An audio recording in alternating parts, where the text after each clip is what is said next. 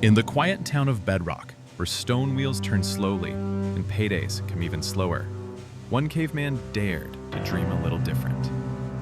While Fred clocked in at the quarry, swinging pickaxes and dodging dino drool, Barney Rubble sat on his porch, wondering. Not about riches, no, but about time. Time with Betty, time with Bam Bam, time not spent hauling rocks just to buy more rocks. And then one morning, it hit him.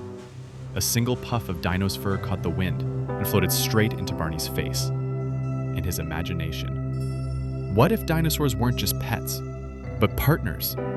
What if income didn't have to mean exhaustion? This is the story of a caveman, a dream, and the fluff that started it all.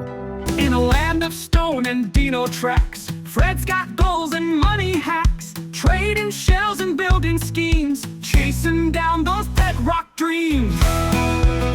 Bedrock Bucks, let the fire spark with caveman coins and dino mark. From crypto caves to side hustle flow, watch your bedrock balance grow.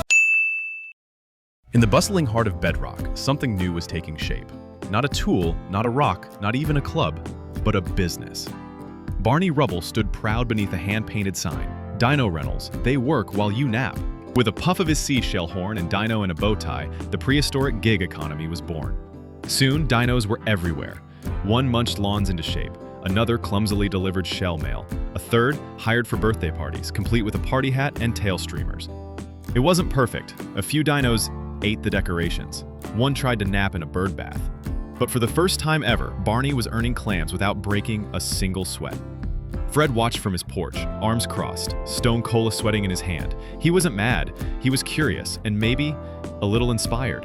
One afternoon he grunted, "You need help managing these prehistoric paychecks?" Just like that, Fred went from skeptic to chief dino officer.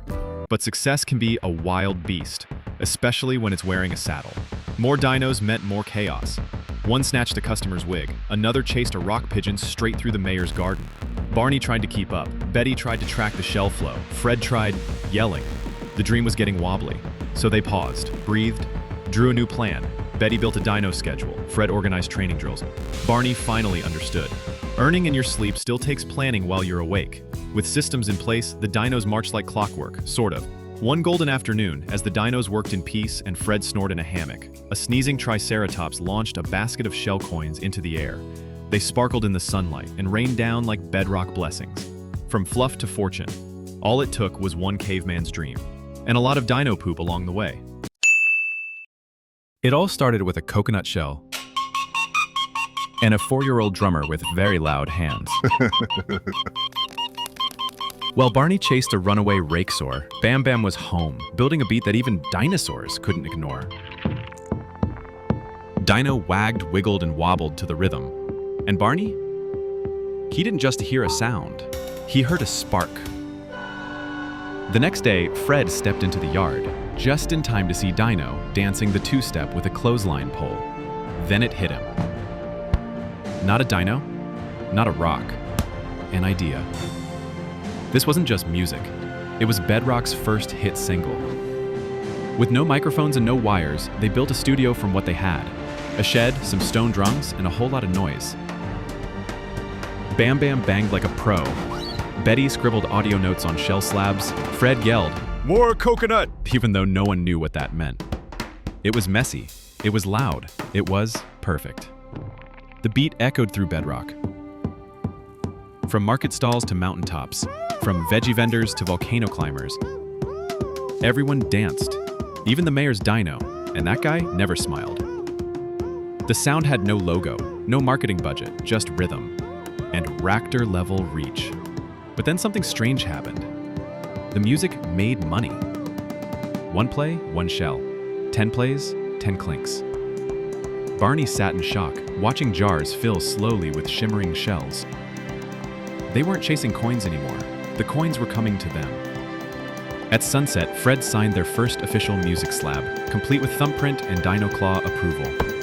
Bam Bam wore a leafy crown. Dino wore sunglasses. And the music? Still playing, somewhere in the hills. And that's how a coconut, a kid, and a dancing dinosaur taught Bedrock its greatest lesson. In the right hands, even noise can pay royalties. In Bedrock, success isn't measured by stock prices. It's measured in shell coins, applause, and the size of your dino's fan base. Barney's backyard side hustle had officially gone prehistoric viral. Kids were lining up for dino birthday rides. Fred was booking lawn mowing sours for every neighbor on the block. And the beat from Dino Dance Vibe was echoing off every stone wall in town. But then came the real breakthrough. One morning, Bam Bam walked out wearing slippers, made from dino-shaped fuzzy fabric scraps. Barney blinked. Fred. Betty. Those would sell. Within days, the team was licensing everything. Dino Dance plushies, Holosaur lunchboxes, even limited edition shell coin wallets made from recycled tail harnesses. Suddenly, they weren't just dino owners. They were merch moguls. Betty became CFO of Bedrock Brands.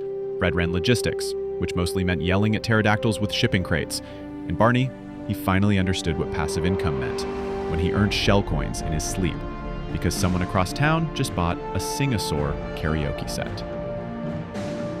In the land before algorithms, these cavemen cracked a golden rule. Make something people love, then let your dinos dance it global. In the quiet of a new morning, Barney sat beneath a stone tree, a soft smile on his face. Not because he had to work, but because he didn't. The dinos were still mowing, mail was still being delivered, kids were still giggling on Triceratops rides, and Barney, he was sipping dandelion tea, while his jars of shell coins filled themselves. Fred walked up, squinting at the setup. You're not even lifting a rock, he grumbled. Barney just grinned, tapping the slab that read, Dino System, running.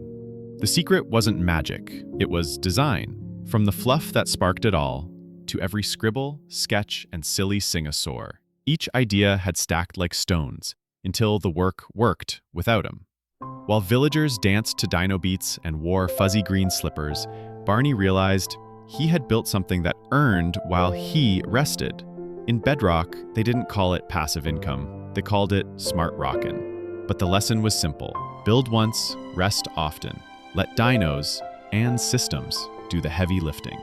And so, with a hammock beneath him and coins chiming in jars nearby, Barney leaned back and said, "Not bad for a guy who once drew poop jokes on stone."